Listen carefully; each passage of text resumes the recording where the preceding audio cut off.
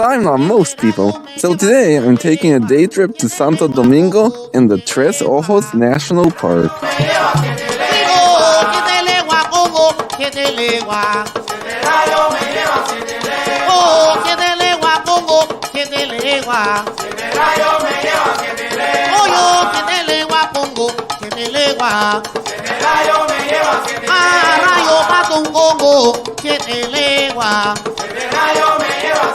Arriba por abajo ponme 7 leguas. 7 rayos me lleva 7 leguas. 7 rayos allá en La Palma, 7 leguas. 7 rayos me lleva 7 leguas. Oye, 7 leguas pongo 7 leguas.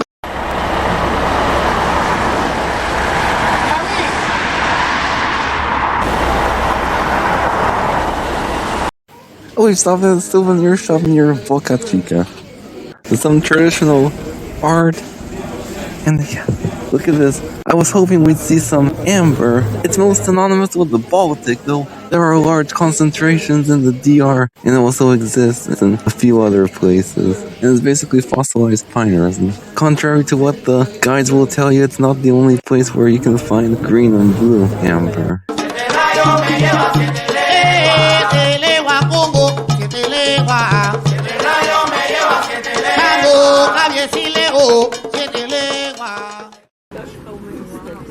Oh wow.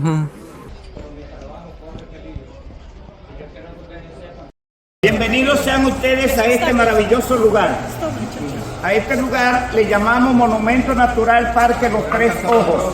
We're exploring the Tres Ojos, which literally translates to 3 eyes. It's basically a series of lakes located inside of this giant collapsed cenotes. That's by a large underground river. 3 of the lakes are actually visible, but the 4th one is hidden away. You actually have to take a boat. And the lakes have different temperatures and depth. And they have fish and turtles. Just like the cenotes of the Yucatan, these were actually used by the local Taino Indians, both as a place for refuge as well as to perform religious rituals and birth rites. There is a misconception that's the only place they're found, but that's not true. But it actually comes from a Mayan word meaning hole filled with water. Here they're not called cenotes, but they're called hoyos, which actually means hole. Tenemos contaminación. Este es el primer lago o el primer ojo. Se le llama el lago de azufre porque contiene un azufre natural. La mancha blanca que se le observa different color of the waters and different deep. Here she has natural stone. Stalactite and stalagmite. I'm fine. That's the stalactite from the top.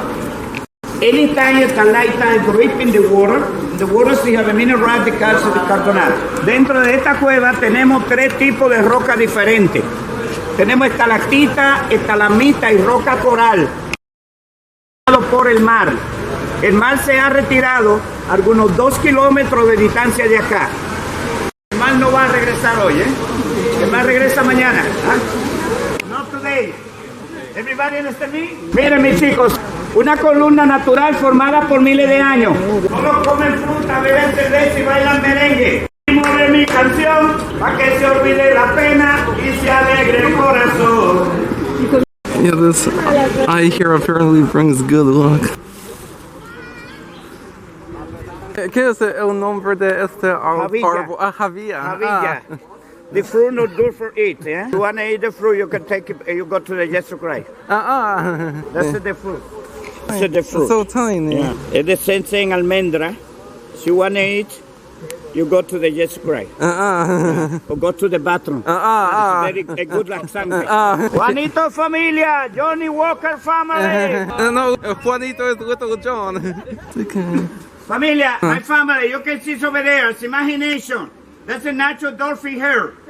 The 2 rock and Taino Indian imitation. The Taino Indian living here before us and more than 500 years ago.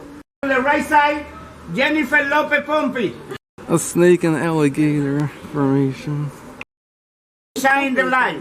In the rosy have a mineral radicals and the carbonate. Over here she has some 59. Remember families, and here she has some 22 local tour guides and we don't have a salary from the government. My salary depends on everybody.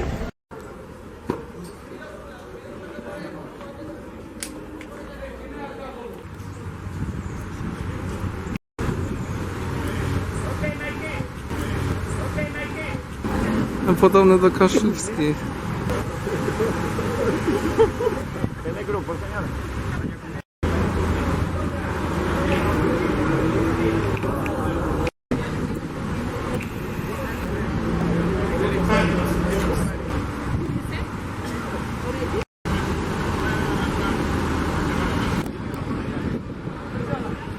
The modern-day Dominican Republic owes its existence to Christopher Columbus, who first landed on the Peninsula on the 5th of December 1492. And although still a controversial figure to most, here in the Dominican Republic, he's somewhat revered and seen as somewhat of a national hero. So much so that in 1992, this giant lighthouse was unveiled in his honor. Yeah, it's called a lighthouse because at night there's actually lights that move around it. It was actually a mausoleum. It's financed by all the Latin American countries. And why in 1992? Because that was the 500th anniversary of his expedition where he landed on his gondola. Now the Dominicans actually claim that as a last wish, even though he was no longer living here when he died, he actually died in Spain, but they claim that his last wish was to be buried in the Dominican Republic, and his remains were allegedly unearthed in the cathedral. In the cathedral in Santo Domingo, and allegedly put here, but that has been a subject of debate. So the story goes that Maria de Toledo, the wife of his son Diego, who he left in charge of the colony along with his brother Bartholomew, allegedly brought back both Diego's and Columbus's remains from Spain, and they were actually in Santo Domingo up until at least 1795. But according to our guide, his remains were unearthed in the cathedral in 1877. The story goes he was sent to jail in Spain after a rival explorer convinced Queen Isabel that he was talking shit about her, where he reportedly died of a gunshot wound, and according to our guide, a bullet hole found in one of the bones in the church was proof that they did in fact belong to Columbus. However, there's no actual historical evidence to back up the claim that he was actually shot. He's most likely actually buried in the cathedral in Seville, Spain. In fact, some Spanish scientists actually tested the remains there and confirmed them to in fact be those of Columbus. However, that's not to say that it's not possible that at least some of his remains, which are allegedly displayed once a year on Columbus Day to the public, are buried here. But unless the Dominican authorities actually allow people to test the remains, it's all speculation at this point. But just don't tell the locals that, because they sort of feel proud about having Columbus remains in their country. What's inside there right now? Inside are museums of 48 different countries. The flag and stuff that show you the culture of the different country of America. In the middle is the remain of Christopher Columbus. The first city was built all around here in this side in 1494. To the other side of the river, because in that time there was a hurricane that destroyed the city and that used to produce the yellow fever. City wall was built in 1586 all around the city. 3.8 square kilometers is the city wall. Founded in 1496 by Columbus's younger brother Bartholomew and rebuilt at its present location in 1502, Santo Domingo proudly holds the title of oldest European city in the Americas and the seat of the oldest Roman Catholic archbishopric in the Americas. However, it was not the first, as the first was actually La Isabela, established in 1493 on the north shore of Hispaniola by Columbus himself. However, that one was abandoned in just a few years, and until the conquest of Mexico and Peru, Santo Domingo prospered as the seat of government for Spain's possessions in the Americas, and was the main jumping-off point for Spain's exploration and conquest of the West Indies. The city was staffed by Sir Francis Drake in 1586, and from 1795 to 1809 it was under French domination. From 1822 to 1844 it was under Haitian occupation, and since 1865 it served as the capital of an independent Dominican Republic. Named after San Dominique de Guzman, from 1936 to 1961 the city was known as Ciudad Trujillo in honor of the dictator Rafael Trujillo. And it was during his reign that the National Palace was constructed. Built in the 1940s on the grounds of the former presidential mansion, this 18,000 square meter neoclassical palace is regarded as one of the most beautiful and luxurious buildings in the DR.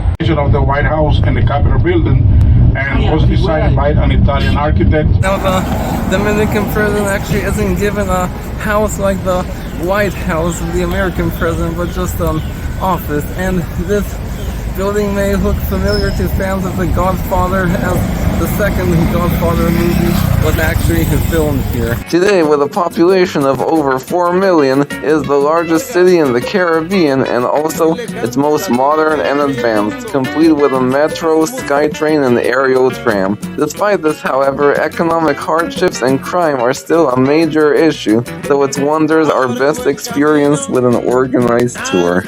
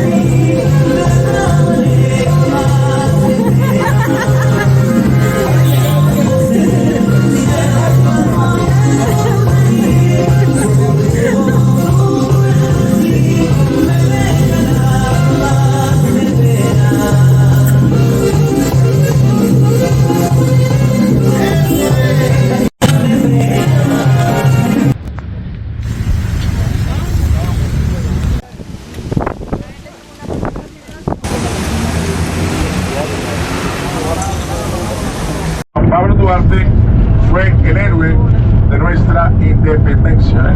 En este parque inició la guerra de la independencia el 27 de febrero de 1844. Los héroes de la independencia están enterrados en este parque. This is a middle class area. From here on está el de Modern Santo Domingo.